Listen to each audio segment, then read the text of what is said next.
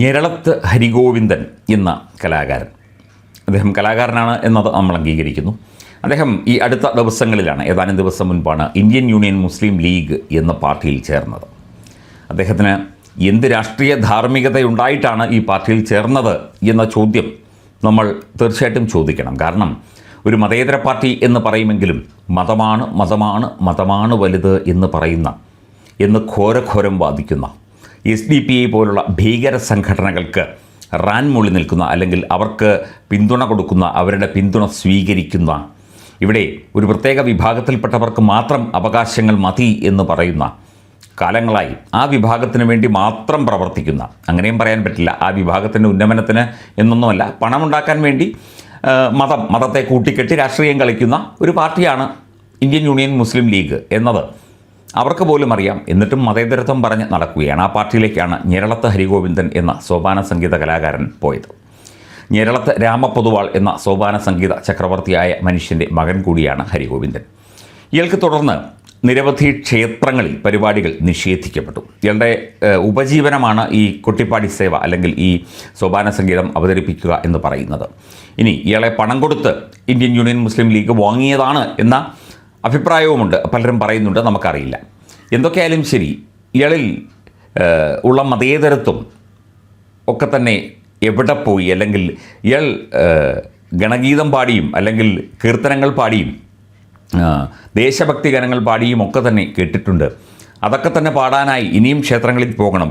ഞാൻ മതം മാറിയിട്ടില്ല, ഞാൻ പാർട്ടിയെ മാറിയിട്ടുള്ളൂ എന്നാണ് ഇദ്ദേഹം ന്യായവാദം ഉന്നയിക്കുന്നത്. പ്രിയപ്പെട്ട ഞെരളത്ത് ഹരിഗോവിന്ദേട്ടനോട് പറയാനുള്ളത്, പാർട്ടി എന്നതും ഒരു സ്വത്വമാണ്, ഒരാളുടെ ഐഡൻറ്റിറ്റിയാണ്. ഇവിടെ ഇടതുപക്ഷത്തിൽപ്പെട്ട ധാരാളം ഭക്തജനങ്ങൾ ഉണ്ട്, CPMകാരായ ധാരാളം ഭക്തജനങ്ങൾ അമ്പല കമ്മിറ്റികളിലും ഒക്കെ തന്നെയുണ്ട്. പല അമ്പല കമ്മിറ്റികളും CPM പിടിച്ചെടുക്കുന്ന കാഴ്ചയും നമ്മൾ കണ്ടിട്ടുണ്ട്. ഇത് മതേതരം എന്ന വ്യാജേന പ്രവർത്തിക്കുന്ന ഒരു മതപാർട്ടിയുടെ ലേബലിൽ നിങ്ങൾക്ക് ക്ഷേത്രത്തിൽ വന്ന് പരിപാടി അവതരിപ്പിക്കാൻ എന്ത് അവകാശമാണ് ഉള്ളത്? എനിക്ക് പരിപാടികൾ കിട്ടുന്നില്ല, എനിക്ക് മറ്റ് സംസ്ഥാനങ്ങളിലടക്കം ഏതാണ്ട് 10-15 പരിപാടികൾ ക്യാൻസലായി, എന്നിട്ടും ആരൊക്കെയോ കഴിഞ്ഞ ദിവസം വിളിച്ചിരുന്നു എന്നൊക്കെ പറഞ്ഞുകൊണ്ടുള്ള ചില കുറിപ്പുകളും ഫേസ്ബുക്ക് കുറിപ്പുകളും ഒക്കെ കണ്ടു. രാഷ്ട്രീയം എന്നത് അത് ഒരു വ്യക്തിത്വം കൂടിയാണ്. ഞാൻ ആദ്യം സൂചിപ്പിച്ചല്ലോ, ഒരു സ്വത്വം കൂടിയാണ്. താങ്കൾ കോൺഗ്രസിൽ ചേർന്നാലോ CPMൽ ചേർന്നാലോ അല്ലെങ്കിൽ BJPയിൽ ചേർന്നാലോ മറ്റു പാർട്ടിയിൽ BSPയിലോ അല്ലെങ്കിൽ SPയിലോ ചേർന്നാലോ അവർക്കൊക്കെ തന്നെ ഒരു മതേതര മുഖം പുറമേയെങ്കിലുമുണ്ട്. ചില പാർട്ടികൾക്ക് ഉള്ളിൽ മതേതര മുഖമില്ലായിരിക്കാം, പക്ഷെ പുറമേയെങ്കിലുമുണ്ട്. ഇത് പേരിൽ കൂടി ഒരു ജാതിയുടെ മതത്തിൻ്റെ ഒരു അംശം പേറുന്ന ഒരു പാർട്ടി, മതേതര പാർട്ടിയാണ് എന്ന് പറഞ്ഞു നടക്കുന്ന പാർട്ടി, ഒരു പ്രത്യേക മതവിഭാഗത്തിന് വേണ്ടി മാത്രം പ്രവർത്തിക്കുന്ന പാർട്ടി, മുസ്ലിം മതവിഭാഗത്തിന് വേണ്ടി പ്രവർത്തിക്കുന്നു എന്ന് പാർട്ടി നേതാക്കൾ തന്നെ മതമാണ് വലുത് എന്ന് ഉറക്കെ ഘോഷിക്കുന്ന ഒരു പാർട്ടിയിലേക്ക് പോയിട്ട് എനിക്ക് ഹൈന്ദവ വിശ്വാസപ്രകാരമുള്ള ക്ഷേത്രങ്ങളിലെ പരിപാടികൾ ക്യാൻസലായി, എനിക്ക് പരിപാടികൾ കിട്ടുന്നില്ല എന്ന് നിലവിളിച്ചിട്ട് വല്ല കാര്യവുമുണ്ടോ? ഒരു കാര്യവുമില്ല. ആ നിലവിളി തുടരുകയുള്ളൂ. ഇപ്പോൾ വിളിച്ചിരിക്കുന്ന ക്ഷേത്രങ്ങൾ പോലും, അല്ലെങ്കിൽ ഇപ്പോൾ താങ്കളെ വിളിച്ചു എന്ന് പറയുന്ന ക്ഷേത്രമോ അല്ലെങ്കിൽ ക്ഷേത്രവുമായി ബന്ധപ്പെട്ട കാര്യങ്ങളിൽ ഇനി അടുത്ത തവണ പോലും അങ്ങേ വിളിക്കില്ല.